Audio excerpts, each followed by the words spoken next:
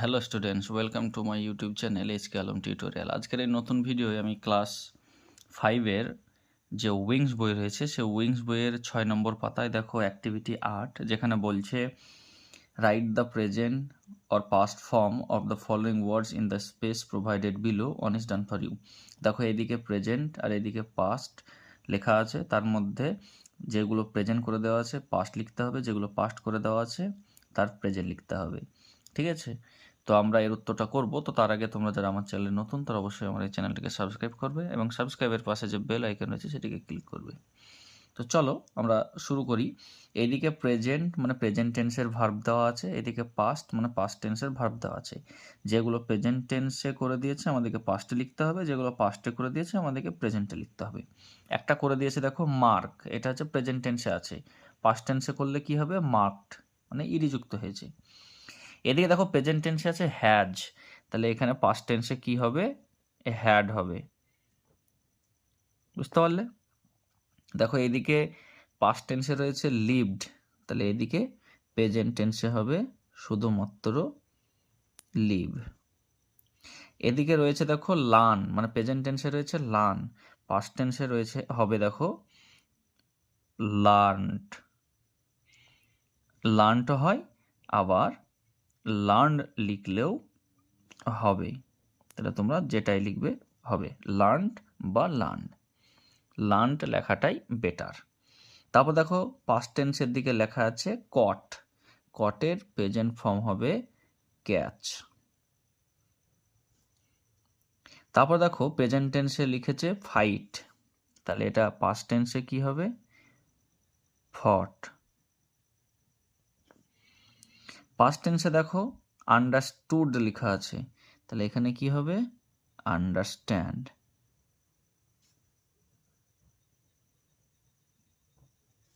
Present টেন্সে দেখো লেখা আছে ট্রাই, পাস্ট টেন্সে হবে ট্রাইড।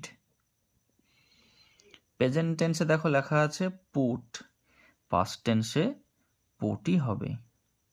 ঠিক আছে, তোমরা ভালোভাবে বুঝতে পেরেছো? তোমাদের বুঝতে কোনো অসুবিধা হলে তোমরা অবশ্যই কমেন্ট বক্সে জানাবে। চলো এবার আমরা পরের যে অংশটুকু রয়েছে আমরা সেটা দেখব। সেখানে দেখো রয়েছে checking back, a noun is a word used at the name of a person, place or thing. তাহলে নাউন হলো সেই শব্দ যেটি কোনো ব্যক্তি, স্থান বা বস্তুকে বোঝায়। তাহলে নাউন মানে হচ্ছে কোনো ব্যক্তি বা কোনো বস্তু বা কোনো স্থানের নাম বোঝাবে। ঠিক আছে, তো এই নাউনকে আমরা 5 ভাগে ভাগ করি। 1 common noun, 2 proper noun, 3 collective noun, 4 material noun, 5 বলো তোমরা কি হবে? একদম অ্যাবস্ট্রাক্ট নাউন। তো দেখো, তো এইখানে আমরা যেটা দেখছি শুধুমাত্র দুটো নাউনের কথা আমরা এখানে দেখব, সেটা হচ্ছে প্রপার নাউন আর হচ্ছে কমন নাউন। তো প্রপার নাউনটা কি? তাহলে আমরা দেখলাম নাউন হচ্ছে 5 প্রকার, তার মধ্যে এখানে আমরা দেখব প্রপার নাউন এবং কমন নাউন। প্রপার নাউনটা কি বলছে? Proper noun is the name of some particular person or place. কোনো বিশেষ ব্যক্তি বা স্থানের নাম বলতে প্রপার নাউনকে বোঝায়। তাহলে নির্দিষ্ট করে কোনো যদি কোনো ব্যক্তি বা বস্তু বা স্থানের নাম বোঝায় তাহলে সেটিকে আমরা প্রপার নাউন বলবো। উদাহরণস্বরূপ দেখো এখানে বলে দিয়েছে মিতা একটা নির্দিষ্ট মেয়ের নাম, তার জন্য মিতা হচ্ছে প্রপার নাউন। আকবর একটা নির্দিষ্ট ছেলের নাম বা কোনো এক ব্যক্তির নাম, তার জন্য প্রপার নাউন। দেখো সিরাজ, পিটার, কলকাতা দেখো নির্দিষ্ট একটা শহরের নাম, মুম্বাই, দিল্লি, তাহলে এইগুলো নির্দিষ্ট করে কোনো একটা ব্যক্তি বা কোনো একটা স্থানের নাম বোঝাচ্ছে, তার জন্য এইগুলোকে আমরা প্রপার নাউন বলছি। ঠিক আছে, তো দেখো এবার আমরা কমন নাউন দেখব। কমন নাউন কি? দেখো এখানে কমন নাউন সম্বন্ধে বলা হয়েছে প্রত্যেক ব্যক্তি বা বস্তু যা একই ধরনের বা একই শ্রেণীর তাকে সাধারণত বোঝানোর জন্য কমন নাউন ব্যবহৃত হয়। তাহলে কমন নাউন হলো এটি সকলকেই বোঝায়, একসঙ্গে সমস্ত জিনিসকে কমন নাউন হিসেবে বোঝায়। যেমন একটা উদাহরণ দিলে তোমরা বুঝতে পারবে গার্ল, গার্ল মানে মেয়ে, তাহলে সমস্ত মেয়েকেই বোঝাচ্ছে, তাহলে গার্ল হচ্ছে কমন নাউন। কিন্তু আমি যদি বলি মিতা, তাহলে নির্দিষ্ট করে একটি মেয়েকে বোঝাচ্ছে, তাহলে সেটি হবে প্রপার নাউন। বুঝতে পেরেছো? দেখো বয়, যদি বলি রাম, তাহলে নির্দিষ্ট একটা ছেলের নাম হলো, তাহলে সেই ক্ষেত্রে সেটা প্রপার নাউন হবে। কিন্তু এখানে বয় মানে বালক, মানে সব বালককে বোঝাচ্ছে, তার জন্য এটি কমন নাউন হলো। ঠিক আছে, তো তোমরা এটা ভালোভাবে বুঝতে পেরেছো? দেখো আমরা তাহলে দেখলাম। এবার দেখো আরেকটা জিনিস এখানে বলা হয়েছে, a word that is use instead of a noun is called a pronoun. মানে নাউনের পরিবর্তে যে শব্দ ব্যবহার করা হয় তাকে প্রোনাউন বলে। তাহলে নাউনের পরিবর্তে যেটি ব্যবহার করা হয় সেটিকে প্রোনাউন বলে। যেমন হচ্ছে দেখো আই, ইউ, হি, উই, দে, এগুলো সবই প্রোনাউন। এবার এই প্রোনাউনগুলো দেখো পার্সোনাল প্রোনাউন। কেন? আই, ইউ, হি, উই, দে এগুলি ব্যক্তিগত সর্বনাম, মানে কোনো ব্যক্তির ক্ষেত্রে এটি ব্যবহৃত হয় বা ব্যক্তিকে বোঝানোর জন্য এই সর্বনামগুলি ব্যবহার হয়, তার জন্য একে ব্যক্তিগত সর্বনাম পদ বলছে। তা দেখো এবার এর পরে একটি অ্যাক্টিভিটি রয়েছে, আমরা সেই অ্যাক্টিভিটিটা করব। এখানে কি বলছে, select the proper nouns and common nouns from the help box and put them in the proper columns. তোমরা যদি ভালোভাবে লক্ষ্য করো, দেখো এখানে হেল্প বক্সে কিছু নাউন দেওয়া আছে, আমাদেরকে প্রপার নাউন বা কমন নাউন যেটি যে ঘরে হবে সেই ঘরে বসাতে হবে।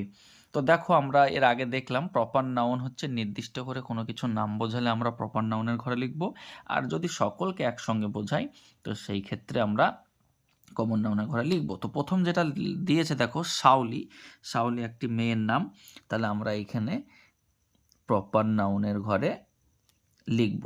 ঠিক আছে, তাহলে শাওলি প্রপার নাউন, মানে নির্দিষ্ট করে একটা মেয়ের নাম বোঝাচ্ছে সেই জন্য। নেক্সট দেখো দিল্লি, দিল্লি একটা নির্দিষ্ট শহরের নাম বোঝাচ্ছে, তার জন্য দিল্লিটা হবে প্রপার নাউন। তারপর দেখো লিখছে অথার, অথার মানে হচ্ছে লেখক, তাহলে সমস্ত লেখককেই বোঝাচ্ছে। ঠিক আছে, তার জন্য অথার হয়ে গেল কি কমন নাউন। তারপর দেখো ভিলেজ, ভিলেজ মানে সমস্ত গ্রামকেই বোঝাচ্ছে, নির্দিষ্ট করে কোনো গ্রামকে বোঝাচ্ছে না, তাই ভিলেজ হয়ে গেল কমন নাউন। বুক, বুক মানে বই, সমস্ত বইকেই বোঝাচ্ছে, কোনো নির্দিষ্ট করে কোনো বইকে বোঝাচ্ছে না, তার জন্য বুক কমন নাউন। কালিদাস, দেখো নির্দিষ্ট করে একজন মহান ব্যক্তির নাম বোঝাচ্ছে, তাহলে কালিদাস একজন ব্যক্তিকে নির্দিষ্ট করে বোঝাচ্ছে, তার জন্য কালিদাস হয়ে গেল প্রপার নাউন। দেখো ইকবাল, এটাও একজন ব্যক্তিকে বোঝাচ্ছে, তার জন্য আমরা ইকবালটাকে লিখে দিলাম প্রপার নাউনের ঘরে। নেক্সট দেখো বলছে জাপান, তোমরা জানো জাপান একটি নির্দিষ্ট দেশের নাম, তার জন্য এটি হয়ে গেল প্রপার নাউন। তো আশা করছি তোমরা বুঝতে পেরেছো। তো এই ধরনের রেগুলার আপডেট পাওয়ার জন্য তোমরা অবশ্যই আমার এই চ্যানেলটিকে সাবস্ক্রাইব করো এবং সাবস্ক্রাইবের পাশে যে বেল আইকন আছে সেটিকে ক্লিক করো। ধন্যবাদ।